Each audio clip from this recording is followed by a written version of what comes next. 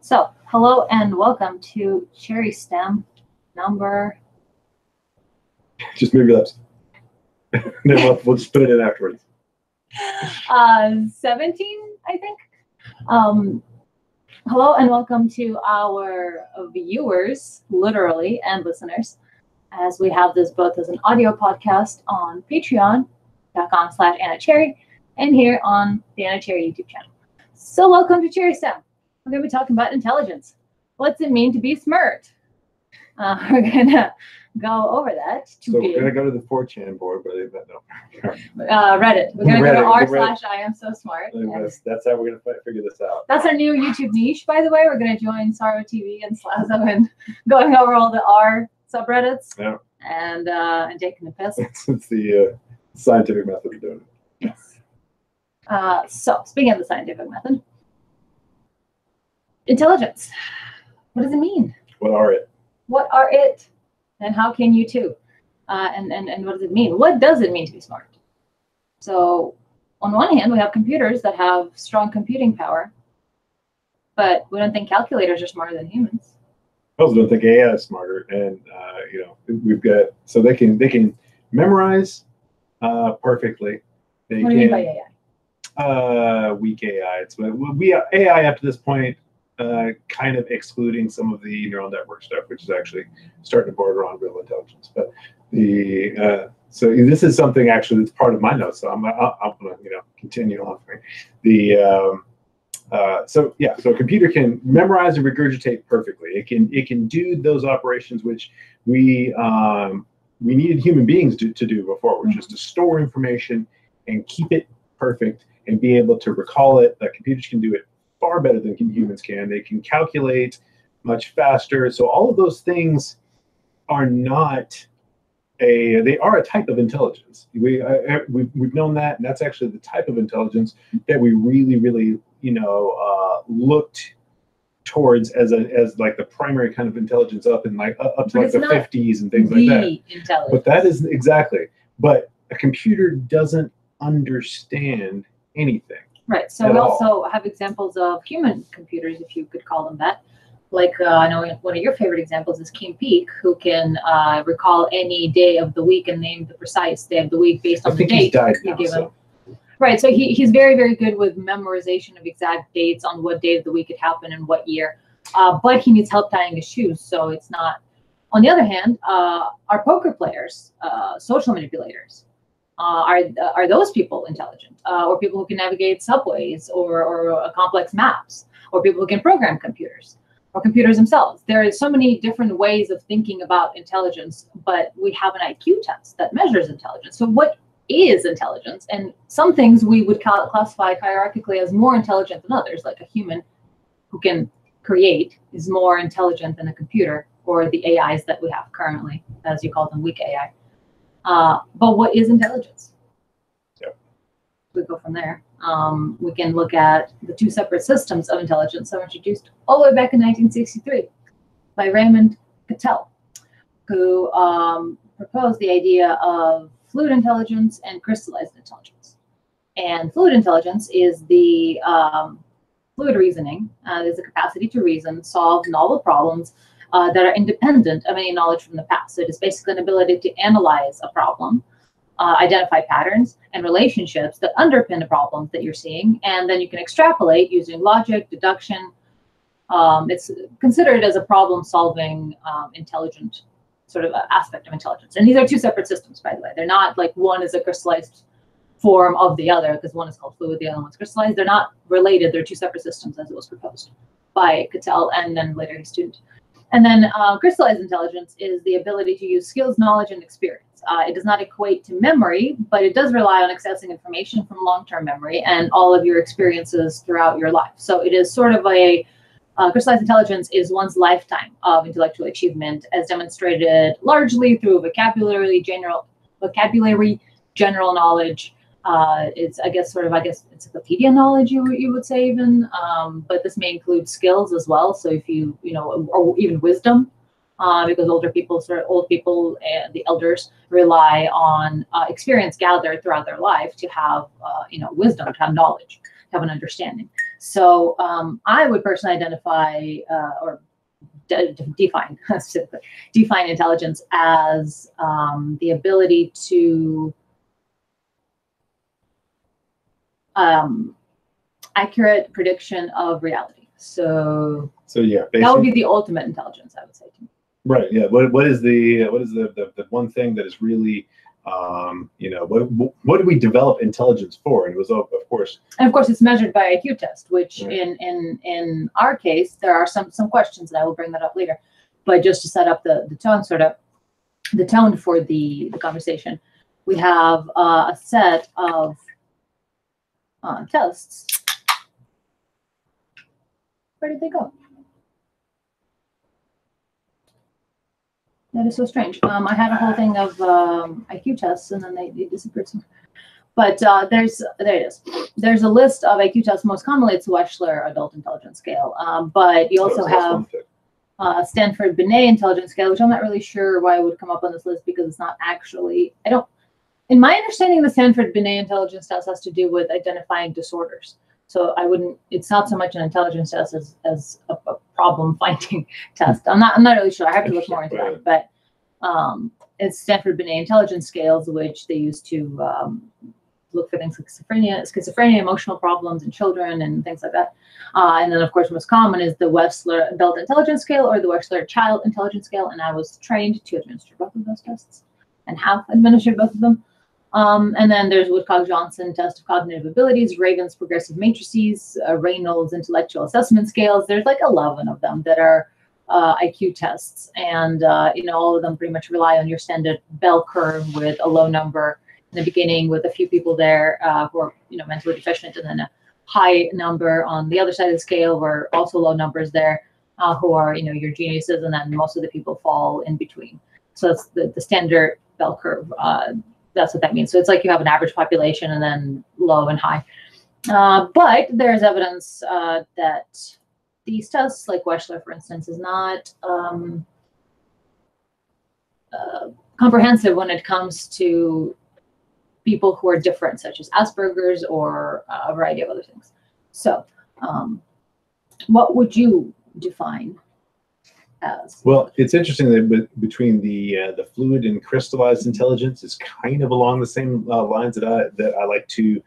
I think that there is still this sort of a divide between the two halves of the brain kind of thing. That we've got a reason why we saw it that way initially, even though it's not exactly, human hemispheres. Yeah, the two hemispheres of the brain. And I mean, to be clear, the two hemispheres do.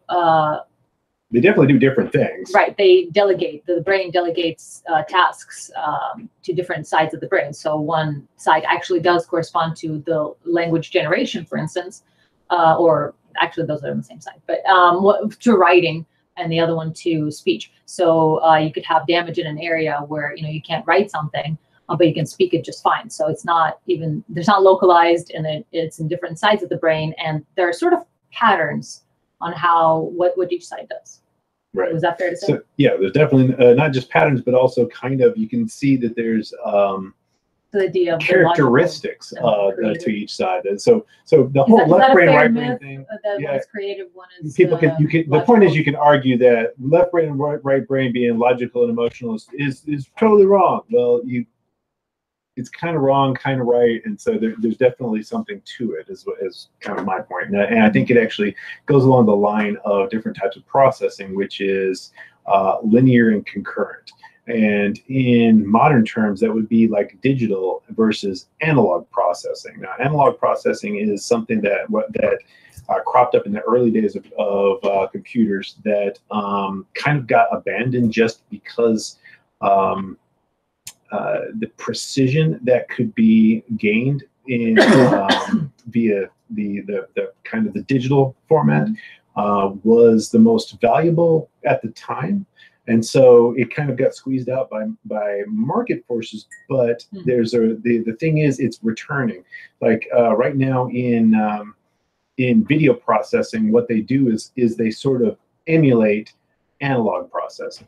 And what analog processing is, it is concurrency. So in other words, it's very difficult to conceive of concurrent processing, especially difficult since language itself is linear to even explain real concurrent processing. And the best way to look at unless it you suck at language and just communicate poorly because you're thinking concurrently. But there is but the language comes out. The language comes out linearly. Comes out like shit. So it comes out a jumbled mess. Yeah. But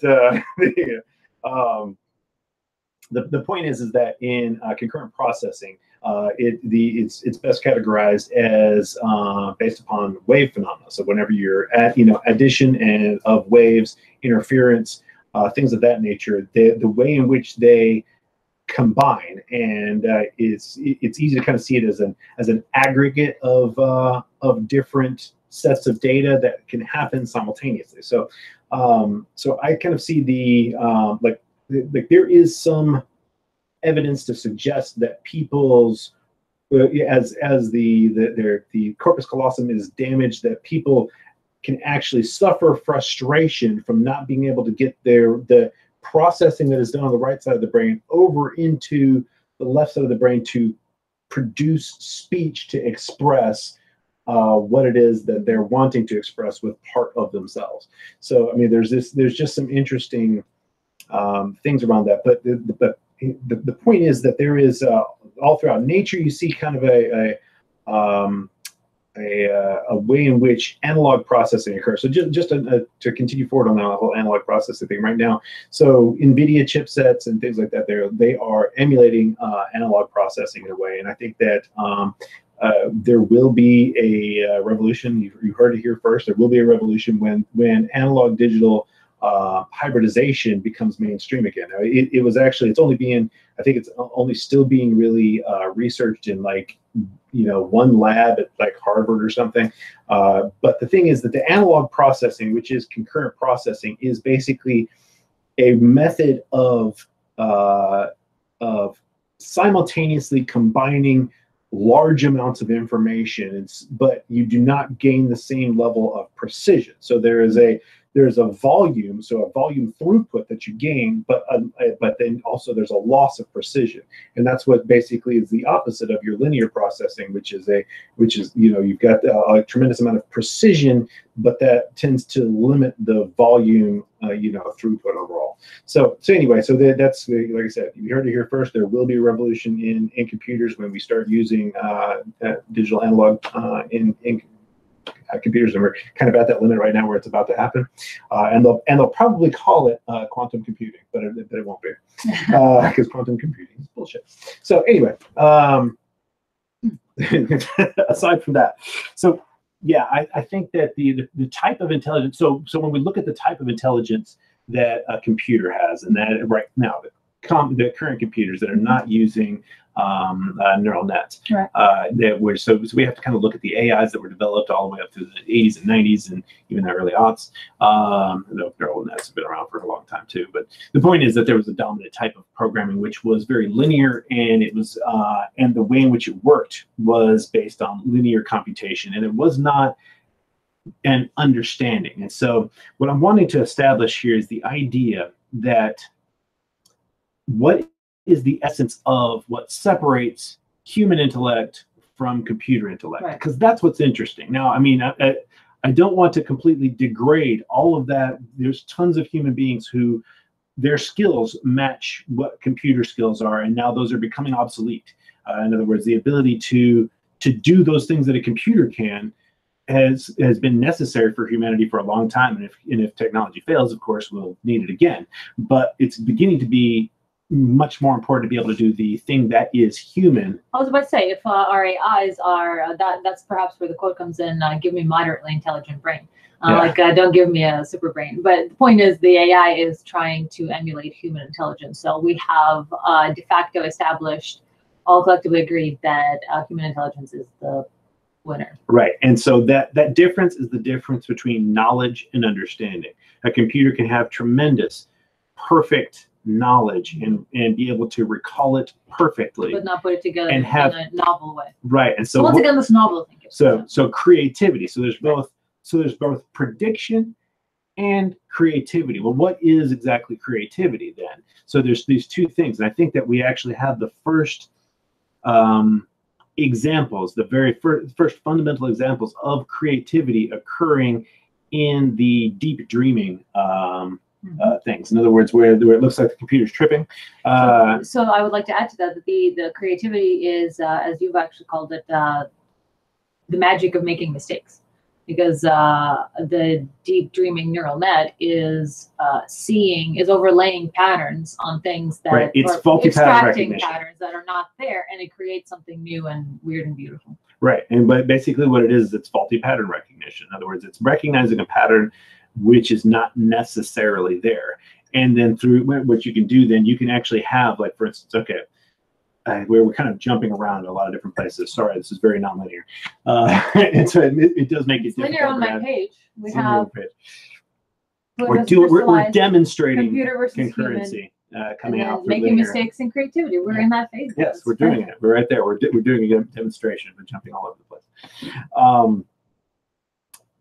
Let's see. Let me try to get this a little more linear, though.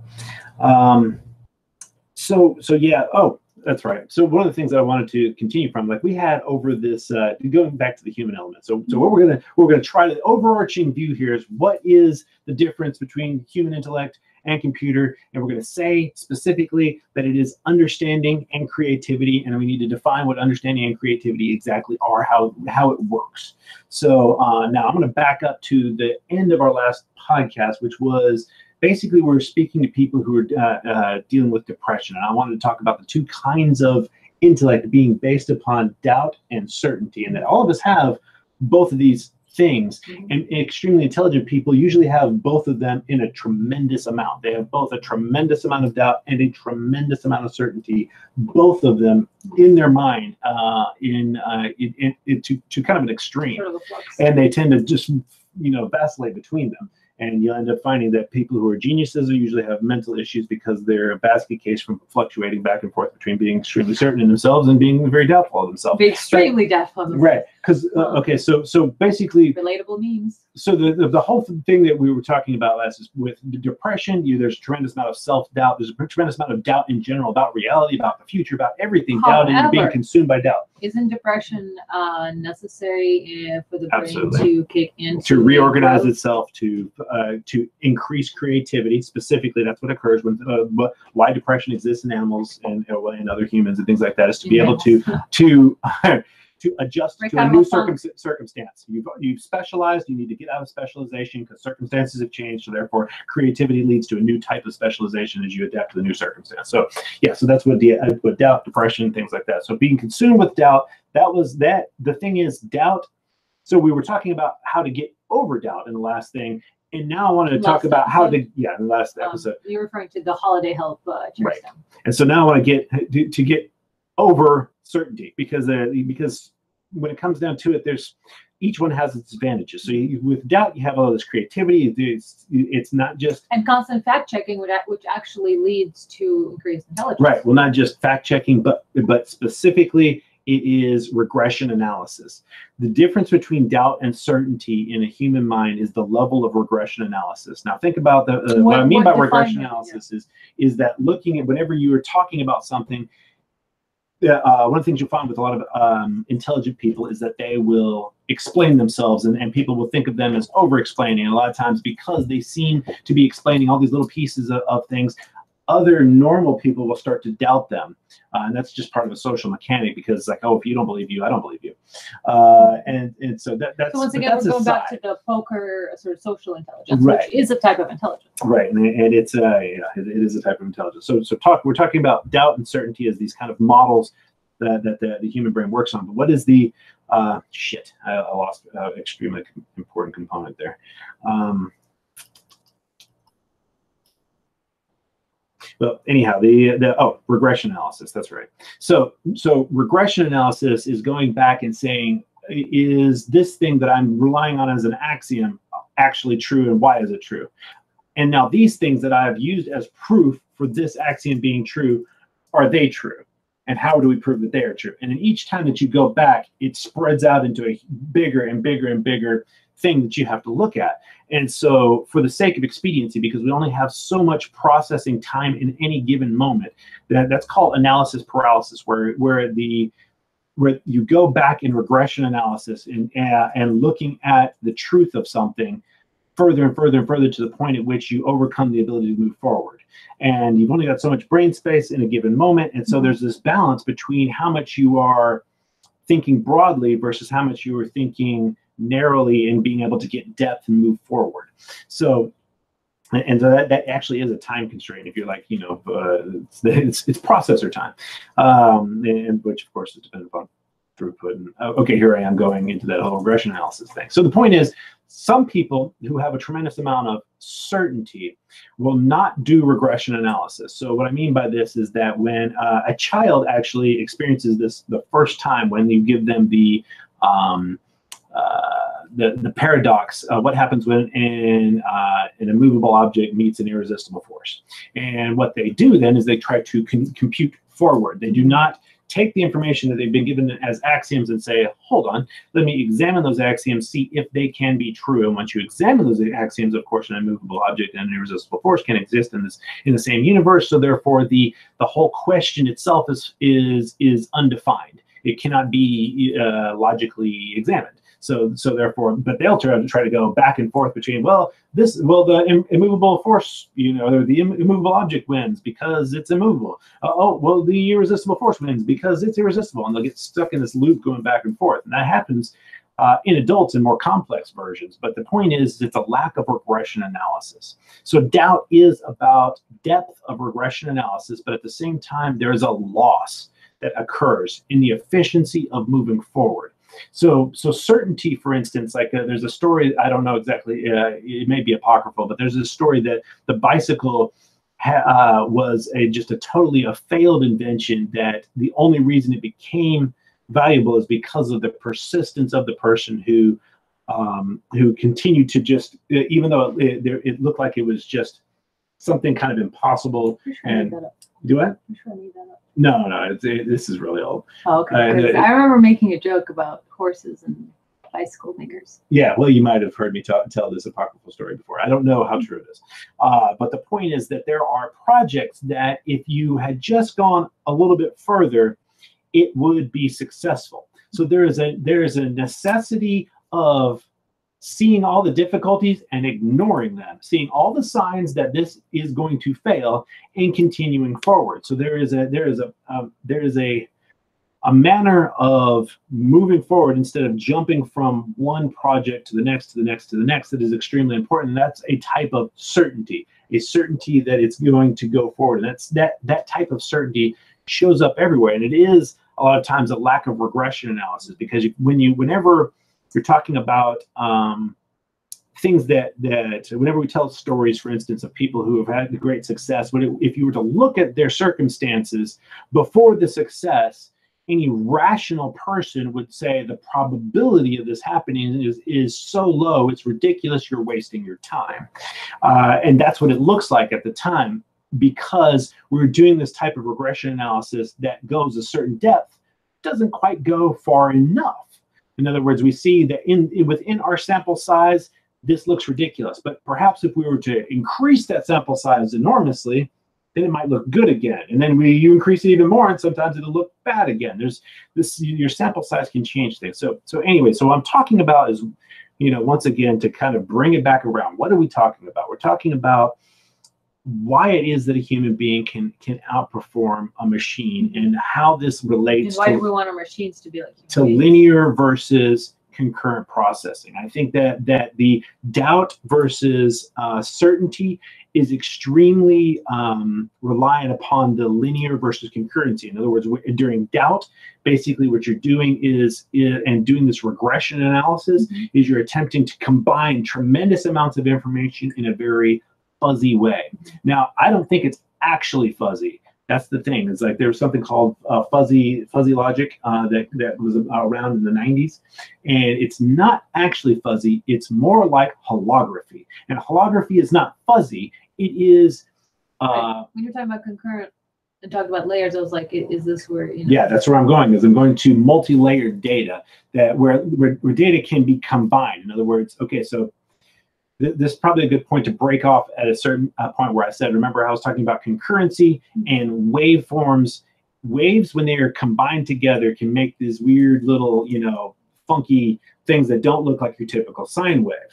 So the thing is, you're combining lots of different waves, you may get this strange thing that doesn't look like a typical wave, but a big scratchy weirdness.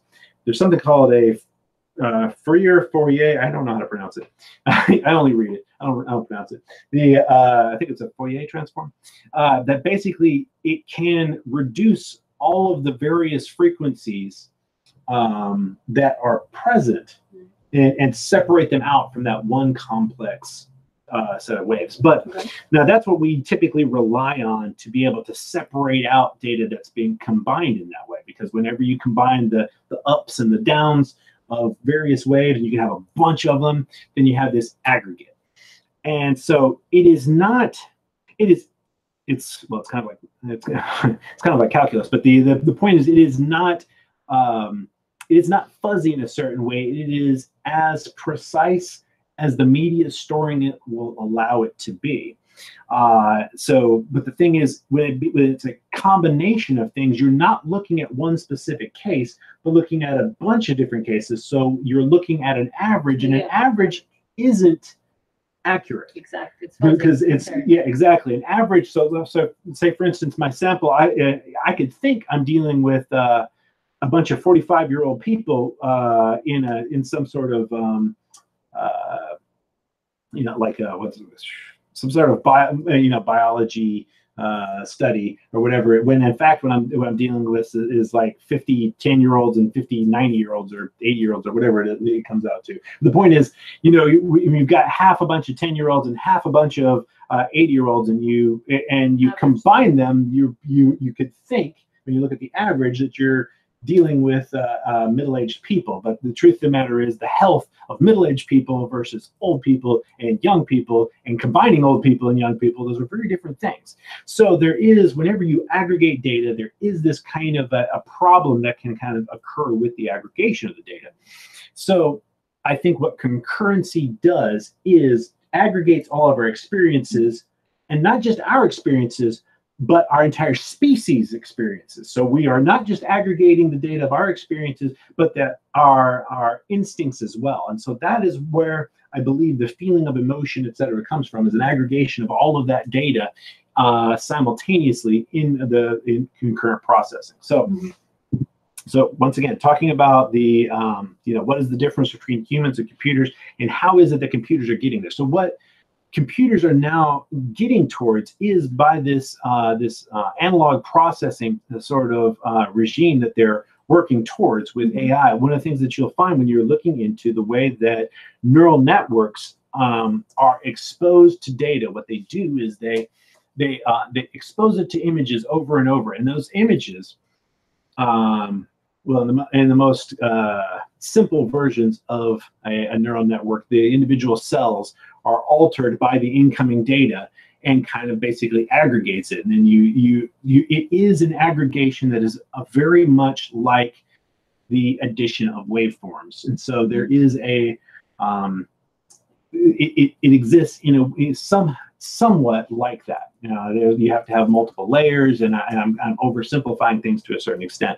But the point is, it is this kind of aggregation of data that creates something like a landscape. Like what you can look at the landscape, the topography of a landscape, and it is an aggregation of all the events that can affect a landscape over millions of years. That's what it is. That shape is the combination of those events. And so when you were thinking about where, okay, now let me talk about the difference between precision and looking at things from a very broad scope. So whenever you're thinking about where water is going to go, where's the start of a river, what shapes where a river goes in a valley? Well, there's the obvious idea that, well, water goes downhill. I mean, duh, right? But there's actually in that presumption, we kind of miss this larger landscape. And so, like for instance, whenever we would want to determine the path of a single drop of water as it tracks down, you know, a mountainside or through a valley or whatever. We would think about, it's like, okay, we examine the lay of the land at that one particular point, and all the different, the heat and the lay, all those micro fine details. However, there is what determined those details in the first place was the landscape, that larger landscape of what created what was downhill. And so it's further back in the regression. It is further back in, so the lay of the landscape is kind of like understanding. It is the bias that is created through these averages, and what it does is it limits probability. So whenever we're trying to deal with complex phenomena, we try to use probability as a way to deal with it. Mm-hmm. If it is possible for a droplet to go any direction at all, in any distance, at any speed, it could do anything, right? It doesn't. But there are always, whenever we're looking at something, there is a limitation to probability. There is a direction to it. There is something that reduces it from infinite. Right. And so that is what our understanding is. And understanding and bias are the same thing. And that is one of the things that you'll find that people who are extremely knowledge and bias. One of the things you'll find that people who are extremely pedantic, I guarantee Kim Peek, you could give him any analogy and he would never understand it. In other words, no matter what analogy you tried to throw at him, he would be like, "That's not right. That isn't this, isn't that." He would separate them because of his precision, his necessity for precision. So let me rewind and kind of go back over this with a second pass, because that's what I'm trying to do. Is go over it numerous passes, because I think that's how our brain works. We tend to sketch things out, and then we go to the details, then we go to the large picture, and we keep going back and forth between the large picture and the details. And we have this cycle going back and forth, where the large picture determines where the eyes on the, you know, and the nose, all that belongs, and the small details, it gets the exact lines right. And so you can't just focus on the details, because you can have this perfect eye that's in the middle of something, in the middle of your picture's forehead.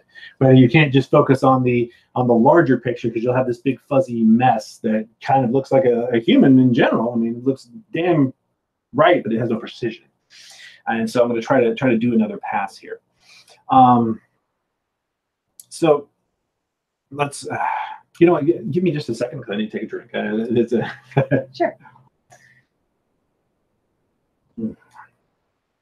Where are you taking your second pass? Okay. All right, let me look at my notes here. Basically, I guess I need to talk about analogy and bias being what understanding is. No doubt. Right. And so so whenever we are generating all the experience of our lives is being basically cut into our brain. Personalized intelligence. Right, and it is being, and there is an overarching pattern to all of the information. In other words, it's not just the individual information, but it is the way that all of the information is laid out. Is like the entire landscape, and if we're talking, we might want to talk about a single river, but the information we use to talk about that river is the whole landscape. It's where the rain falls, if it's falling on this side of the mountain or if it's falling on this side of the mountain. And so there is so what I was wanting to back up to is the idea of, at the end of the last podcast, one of the things I said is you've got to shoot Old Yeller. Now, what I was talking about there is that whenever we get lost in doubt, whenever we get stuck in that regression analysis, one of the things that we have to do is make hard decisions that are imperfect in a certain way. In other words, what we're doing is we're looking for every possibility, you know, because there is the possibility that there might be a vaccine that can save Old Yeller. There might be, but there are times in which the best thing for your family is, you know, to shoot Old Yeller, because of the fact that you have to basically make a decision. So the point is, we have these imperfect decisions that we have to make, and that was my point at the end of that. Where you can't allow doubt to get you stuck in analysis paralysis. And it's because if you're stuck there, you will not progress, and so therefore you have to be able to make imperfect decisions. But then at the same time, we have to look at the other side of it, which is a tremendous amount of very intelligent people. They have that doubt and they have that certainty, and how the doubt tends to express itself is doubt in themselves or doubt in any individual, and how the certainty tends to express itself is certainty in consensus and certainty in the group's idea and institutions. Sanctioned information. And blessed information. Right, exactly. If it's been blessed. And so that is sort of a religious way of doing things. And the truth of the matter is religion is... It doesn't evaluate things based on an individual case-by-case basis as you would assume a more intelligent approach would be. Right. And so religion was the first science. It was a search for truth, and it was the preservation of information and systems passed down from generation to generation. And the church literally funded a fuck ton of science. They were the only people who were reading and writing at a certain point. So it was the birth of the scientific method. The point is that it is it was before the scientific method was scientific, before we found the best, before we found the best things, we were finding some things that were valuable. Like there's this great thing where it shows a pigeon flapping its wings every time it gets fed because it was flapping its wings before. And so there's this kind of... Yeah, that's the classic response of the pigeon, the Skinner boxes where you put pigeons in and give them a regular reward. Yeah, and so the point is they have superstition. Why do we have superstition? Is to capture useful information. And so that's what they're doing, is they're capturing it. But then we also have something called in an environment, navigating an environment, you don't know what it is that you did that resulted in a good thing, so you're just going to make sure to remember all of it. Exactly. So the animal way of capturing good information. I mean, I like to say it's like, hey, if worms are eating up your body, it's a good bet the guy hates you, right?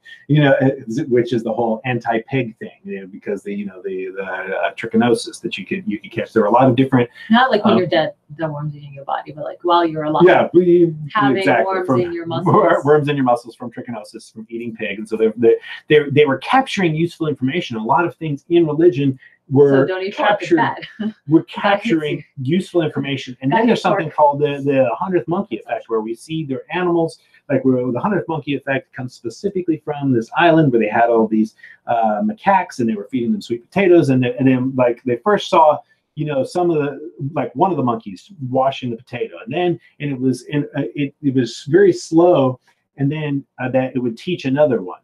And then there just a few of them, and it was very, very slow in its progression. Then when it hit 100 of them doing it, suddenly, bam, all of them started washing the potatoes. And it's basically, we have within us this way of capturing useful things and then deciding via quorum sensing, because that's what that is quorum sensing, to whether or not that information should be captured on the longer term and the larger group accept it. Are you doing that? No, they're doing that. Should I do that? I'm doing that. Are you doing that? Yes. The quorum sensing. Exactly.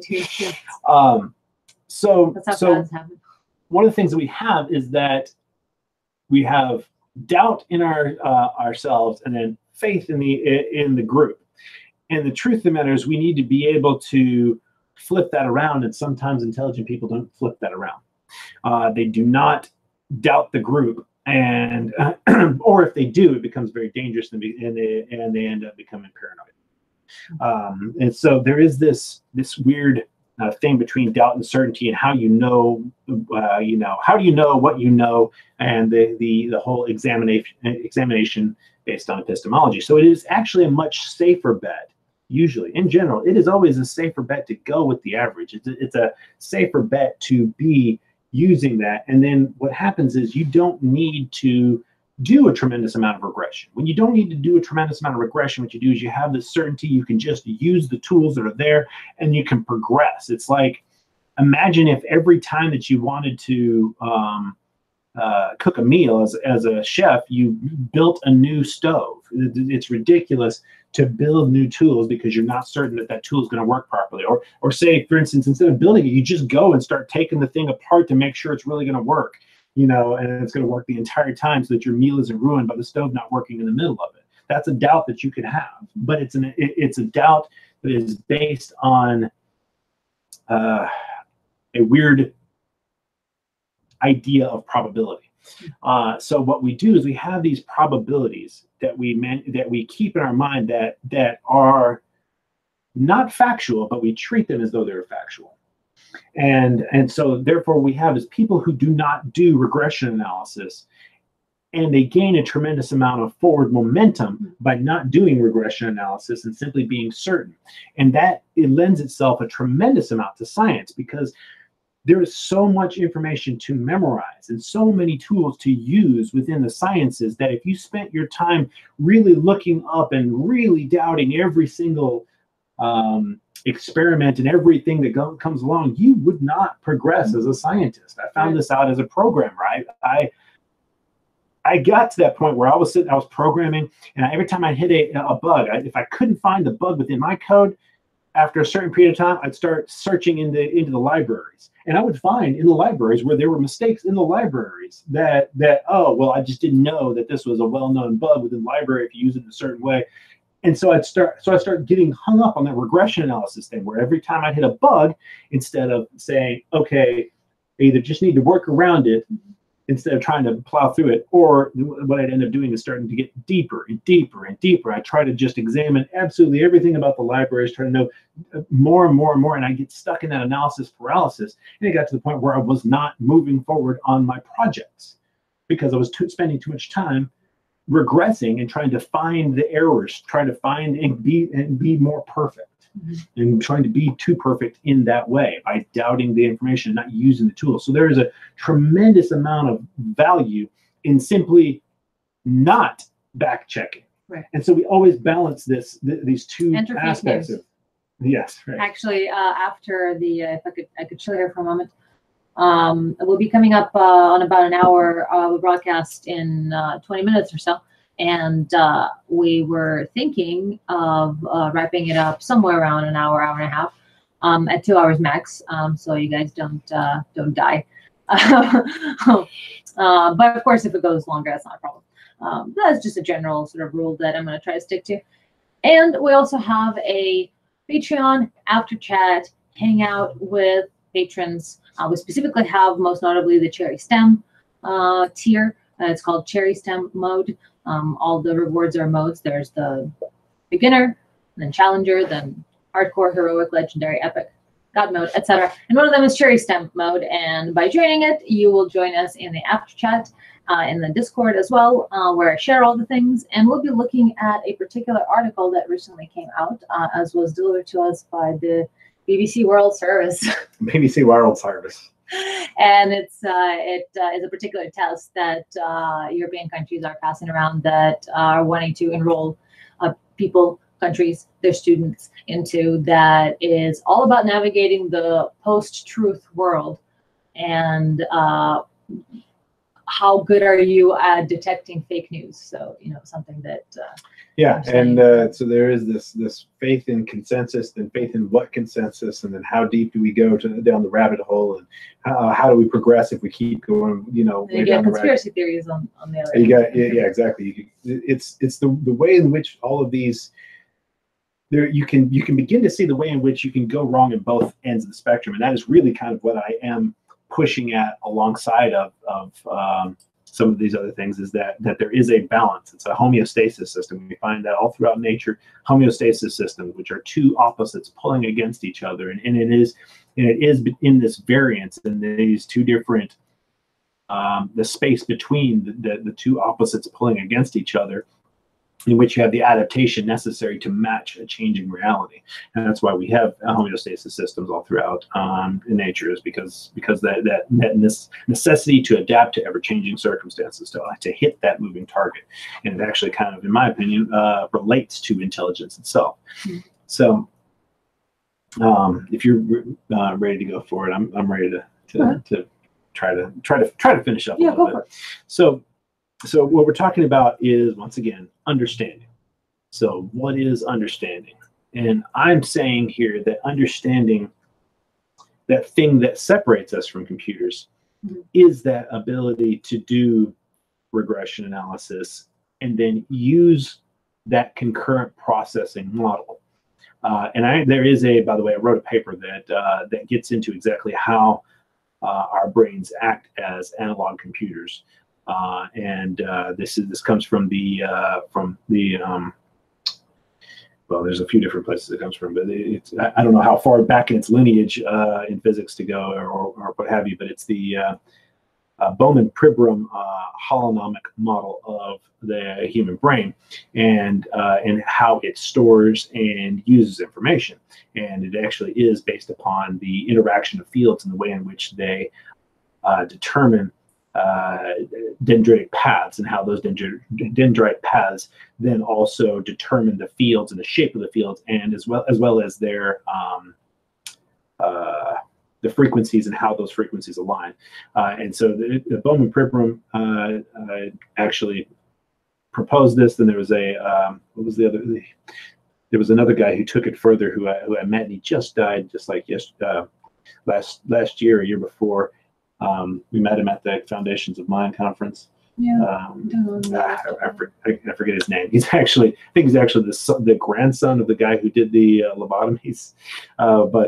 Anyhow, the point is that there is significant reason to see this interaction between the astroglia and the and dendrite growth that creates patterns that are there as a physical representation of these combined sets of waves that are information. Yeah, right. So it's basically, I'll be linking it is these patterns and it is the shape of the field as it passes through the brain, defined by the firing of the neurons, which determines what exactly thought is. So then what I'm saying is that there is a scientific basis behind why I'm talking about this and what it relates to, and there's a very physical mechanic behind it.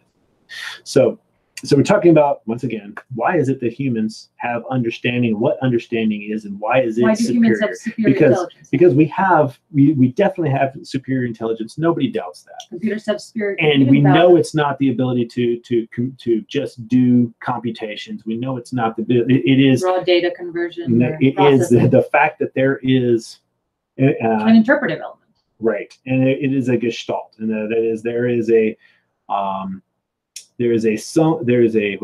whole that is greater than the sum of its parts, and that is I can hand you a pile of car parts that could make up an engine. I have not given you an engine, because it is the configuration of the parts that makes it an engine that can do more. Specifically in the human brain, because we've been evolving as a thinking creature. And so what I'm saying is there is a landscape of configuration of information that we often might call a bias, that basically narrows our search from infinite down to a narrowed search pattern that we move within whenever we're thinking through something. Evolution is bias, and that is it is like an analog processing task that is what the nature of understanding is. It is the higher level. We might call it in computers today, we might call it metadata, but it's not just metadata. It's the way that it's metadata.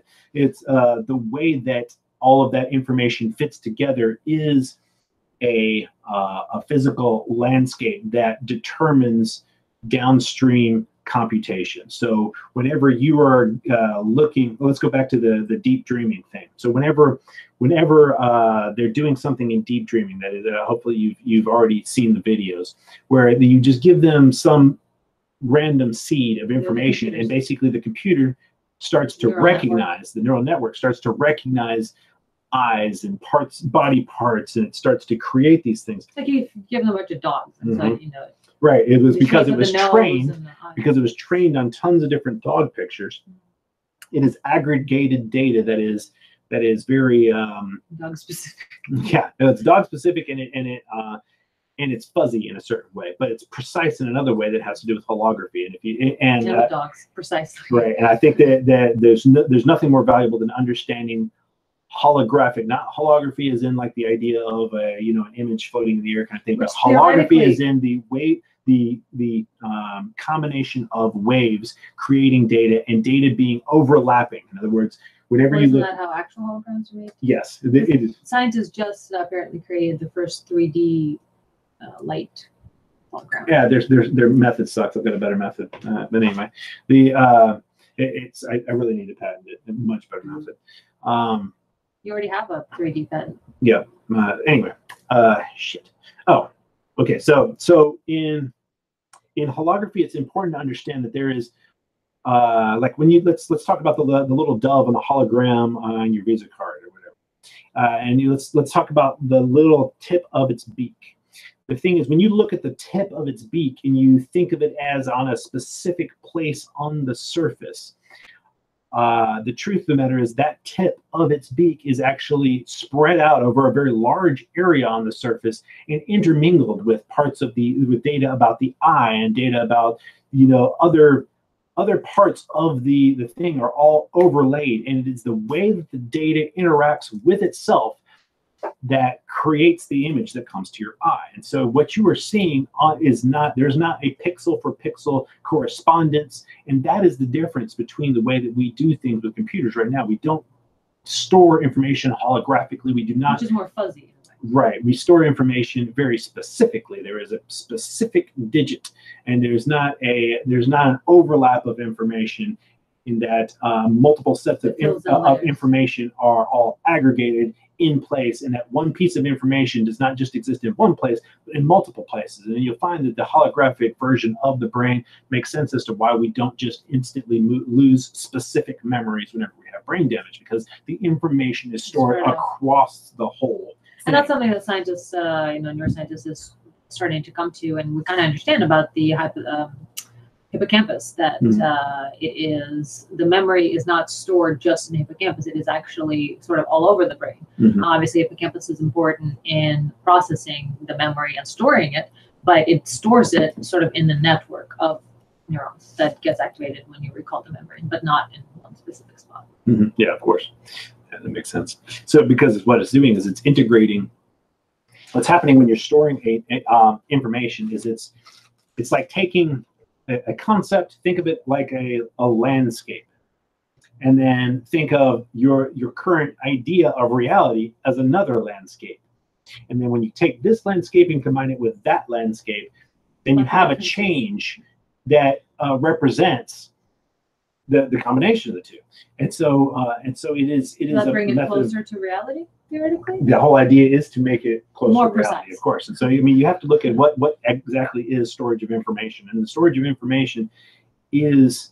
so that's where you were talking about the fallback of aggregates, that, if you have an aggregate of a bunch of, children and elderly, and you come out with a middle-aged person, in the end, it's not actually an accurate representation of reality. However, right, as a whole, it's not an accurate, but you can refine it in certain ways by but if done the way that you but combine it with other actually information refines it, which is basically that is the basis of holography, is the Yes, combination of information. When it is actually accurately sourced, it would give a more precise picture of reality than a digital. Yeah, and if you look at any one given place, it is flat not.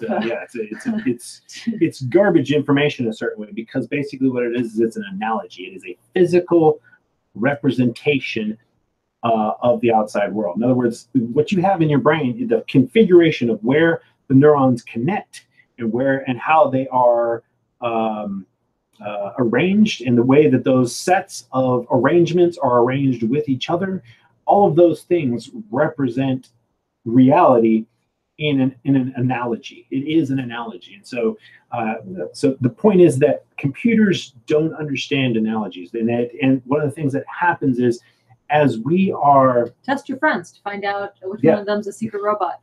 Right, well, not a secret robot. The thing is... No, you got to find out. Find out if they're a Cylon. Yeah, you find out if they're AI or from the Institute and the Fallout. You give them an analogy and see what they do. Well, my point was that in science, what ends up happening is in the way we teach children today is to memorize and regurgitate. We have been forcing people to act more like computers for generations now. Well, our phones are getting smarter. No.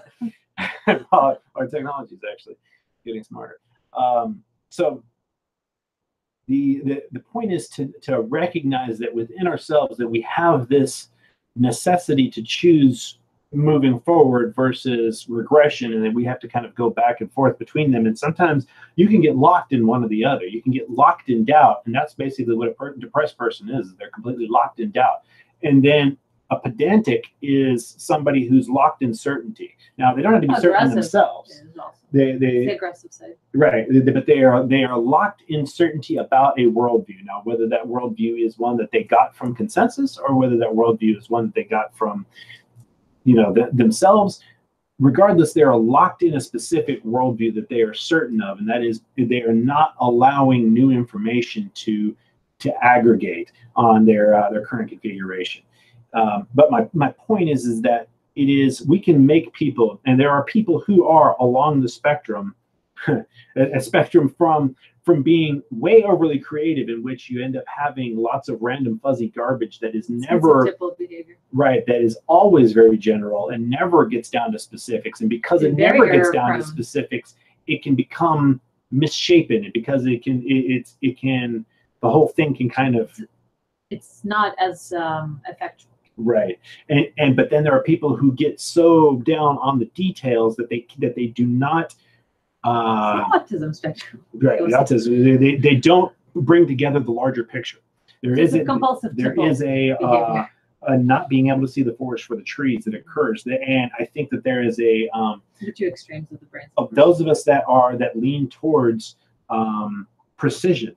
And lean towards these things, that precision is division, and that division is trying to make things very unitary and basically limiting ourselves, borders between things, and making our minds more like a computer, which is actually to be mentally disabled in a certain way.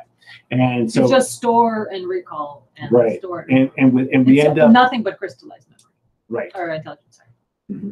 And so I think he had a fairly it seemed a little off to me, the way that he put the two, but I could see how there is kind of a correspondence to what I'm getting at here, which is the two types of intelligence, and why it is that. And so one thing I did want to get to is with the deep dreaming thing. I don't think I ever got to that. With deep dreaming, what happens, you could actually, whereas with the way that they've got it set, it starts just pattern recognizing, and it just keeps going in that way and coming up with new patterns, and it never reaches the cohesion part.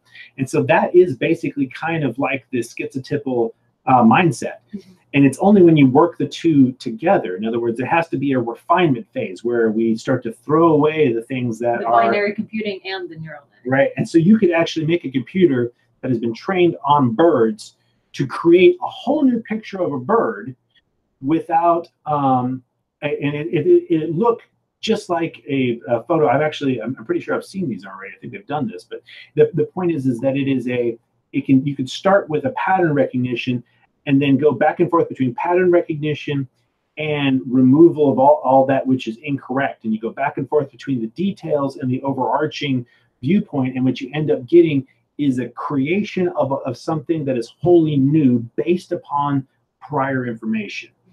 Based upon the aggregation. And so that is the use of understanding to predict the future. And that is where that is something computers are already doing, in a sense that we were reading and if I can find it in one of the stack of our magazines, I'll talk about it in the after show as well in detail. But there was a computer, they were teaching computers how to play video games. Mm-hmm. And I don't know if it's a neural network, or if neural network is a term that is specific to the pattern recognition behavior, or if that's a more general term, I don't know. But the AI that they created to navigate these games was finding ways that are completely novel to beat the game that didn't occur to humans. So it's something that robots are already doing based on being a new life form, in a sense. Right. They had less bias, and so you can actually adjust the bias. Right, because they would, for instance, which is a great example. You would say that because I have a great example for that. That they would crouch the whole time, and they found that was actually a more efficient thing to do, is just to crouch the whole time, which to a human player, it's like, why would you do that? Yeah, it doesn't know or can't calculate. Right. Also, it's not part of it, but it's a better calculator of what is a winning strategy. It is the lack of understanding. Humans aren't very good at knowing what works, what doesn't. The lack of understanding itself actually leads to novel behavior in a certain way. In other words, there is this give and take that I haven't really focused in on very much during this discussion, but the idea that the more that you understand something, that can also create bias, which means that you can't actually get outside of that understanding, because your understanding is a specific shape that guides all the information. And so it's so sometimes coming from a perspective of ignorance can find a completely new path that somebody with understanding does not. And so whenever we specialize, we give up generalization, and whenever we generalize, we are not good at those things that specialization can. I actually have an article here from the Psychology Today that by Christopher Berglund says that too much crystallized thinking lowers fluid intelligence. Of course it does. So there's there is a give and take between the two, and it's best not to focus. Right, and the thing is, I mean, it's great to become a Olympic heavy, lifter, but you're not going to be a marathon runner. Right. You can't have both. And so when you decide to specialize, you give up certain things. And I think it's extremely important that we understand that there are a lot of people who specialize, and those people don't understand that they've specialized, and they don't understand that they've given up something. And so there is, sometimes people become so good in the ways that a computer is good at intelligence, that they become bad at the ways in which a human is intelligent. And then some people are so good at the ways in which a human is intelligent that they're basically they're really fucking useless. Yeah, they're fucking useless. But they're great people. Or they have lots of friends. But they have lots of friends. But they're good. They're the Kardashians. They're good in the way that. But here's the thing: they're good in the way that history has taught us over millions of years. From a millions of years perspective, they're right. In other words, this whole civilization thing, if a meteor comes and hits, guess who's right and who's wrong? Because we rely so the people with the friends, the people who still behave in ways that are beneficial, that still rely upon instinct, which what instinct is just an aggregation of the experiences of your species and every species before it. It's aggregated. It seems like evolution itself is biased, because you sort of prefer what works, and so you just kind of end up specializing in a way. Right. Well, there's cycles. It's kind of a fractal that there's specialization and generalization within individuals as they're born, generalized, and then specialized, and then because they become specialized, they no longer can adapt to situations, so they have to pass on their genes, which are then generalized again, and the generalization specialization cycle has a general curve, and then that actually has a larger level in which it does some of the same thing on a species level, whereas a species can start to look at just like a single individual of a species, and that it tries to specialize, but then it over specializes, like the dodo bird, and eventually it reaches the point at which it reaches a dead end and then it dies, and but I guess it doesn't necessarily reproduce unless it reproduced much earlier in a break-off species. But anyhow, I guess the point is that there is a so I ended the last one with the you've got to make a decision and move forward. And that's what my whole point was with you've got to shoot old dealer. Sometimes you got to make the wrong decision. Well, the thing is, there is a balance that all of us face, and that is either spending all of our time trying to find the right decision, or efficiently making the wrong decision. And that's what that whole certainty thing is. And the truth of the matter is, I believe this is the balance between liberal and conservative. I was about to say, and that leads into what I want to talk about next month. And you can actually find in the human brain. Don't talk brain, about that, because that's next show. I'm hinting at it, just hinting at it. There are differences in the brain between conservative and liberal, and I think that when you go too far to one side or the other, you become either an animal or a computer. So, but also there's something that you wanted to mention, which I guess we could leave. You know what? We'll just open with that for the next show about left versus right. That won't be controversial at all. No, not at all. That'll be great. But basically, there are, what is morality? The left versus right, they are ways of understanding the world. They are brain types. They are sort of understanding, or a moral approach, because both the conservative and the liberal are worldviews. Therefore, there are morals. They do have a set of morals that differ. And there's been a lot of contention between which one is better. That's what it's past few years what it's been all about. Which one is right? Which worldview is better? Which set of morals should people live by? And so next month we'll do a what is morality? And why do we have that balance in the first place? It has to do with the availability of resources, which is why you have in the jungle you have tons of different species that have evolved, because they allow lots of attempts, lots of different tries, lots of weird things that aren't necessarily useful. Have you seen some of those birds and how they dance? Yes, exactly. But maybe useful in the future, which is why they're attempting all these weird new things. But then there's in the desert, and in the There's desert like 5 things. Yeah, 5 things. That's the only things that and they're work. all poisonous as And you shit. don't, and you don't fuck around at all. You do exactly the right thing. Or you die because there's no food and there's water once a year. So yeah. And all the species in the deserts are like killing their own babies if that baby was too weak. Fuck that baby. Yeah, no, it's true. And that's sort of once again you have the live and let live, support everything and everybody approach of the jungle, and then you have only that which is most valuable, that which is most successful, the super conservative type A approach. And so next month we'll be talking. And there's always a balance between them, and we take pieces from this side and take pieces from that side. So, well, I mean, everybody does to a certain extent. But you may lean extremlandly far to one side or extremely far to the other, and you may take pieces from There have been general trends that have the backlashes of which have pushed people into one side or the other. Kind of like when you were a kid in a tub, and you when you sit in the tub and you go back and forth against the wave, and you can create a bigger and bigger wave. I see that as a kid. Loved it. So resonance, yes, it's a thing. Well, you go against it, and it creates. You don't go with the wave, because then it just carries you. But so whenever the wave would be coming at me, I'd go into it, and then it would go bigger behind me, and then as it would be big behind me, I would back into it, and I would whoosh forward, and then it would whoosh backwards, and it would get bigger and bigger each time, because I was splashing into the wave essentially. So yeah, that was fun. Yeah, you're increasing the height of the wave. Right. Yes. However, I was doing that as long as it was resonance. Yeah. I enjoyed it. That was a lot of fun. So backlashes, they've been pushing and pulling people into craziness lately. So I'm sure that'll be fun to talk about as well in the after show. Yeah. But yeah, so I think we're right about an hour, a little over. But if there's anything else you want to add, I think we're pretty much covered the original topic with some. This is we'll be talking about probably this topic for the whole year.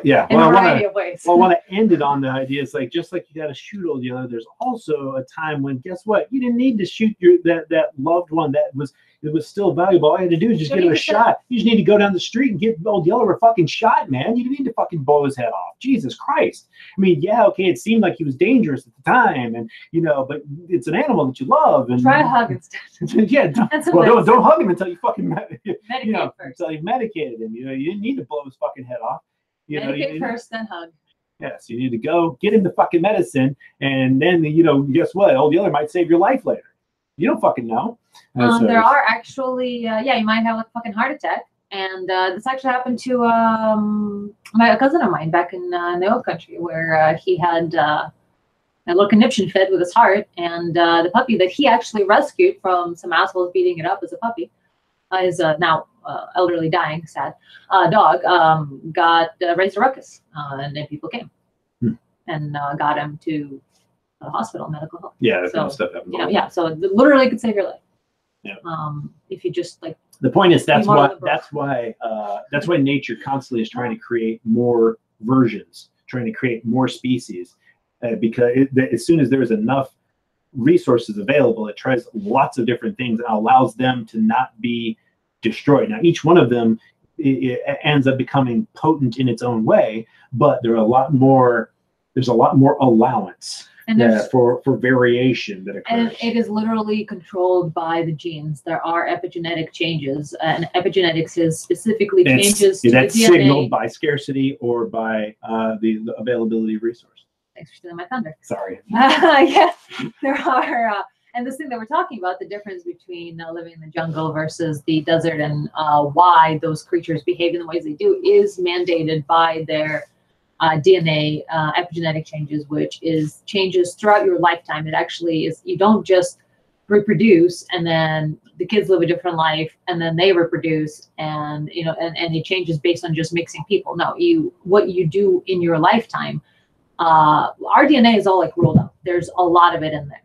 And it has these little nubs, like, you know, your headphone nubs, if you people have those, like a little nub that you roll your headphone wire around. It's like that, but with DNA. And they're called histones. And there's little thingies that like, I don't know, a yo-yo with the string wrapped around it of DNA. And it holds it in place. And so only the parts that are exposed can be transcribed by your proteins, or by like the whatever the fuck does it. The machinery that creates all the proteins and all the builds all the cells and creates all the brain cells and guides your health and personality. It limits access or exposes certain areas. Those little histones replicated. Yeah, they get changed based on scarcity or abundance. And so different parts of your DNA will be manifest in yourself and actually passed on to your children. As well, based on the environment that you live in. So there's a lot of really interesting shit. This is our jam, man. I'm so happy to have a show to talk about this. Because we talk about this amongst each other all the time, and I want to share because it's interesting. Well, I can say something random in a Twitch stream. It's like you're like, what the fuck? Or a Cammy stream. All right. So anyway, that's about it for that. So yeah, next show, scarcity and abundance, left versus right. What is morality and how we can actually change it with a little magnet applied to the brain. Really interesting stuff. Please support the show at patreon.com/AnnaCherry. We are really close to a next goal that will allow me to do more videos on this channel. And yeah, that's about it for us. Stay tuned if you're a patron. I will be dropping the link in the Discord, as well as a message through Patreon itself. And we'll be going over the tests of cultural tolerance and navigating the world of post-truth. So that should be interesting. Thank you for joining us, and we will see you guys next month.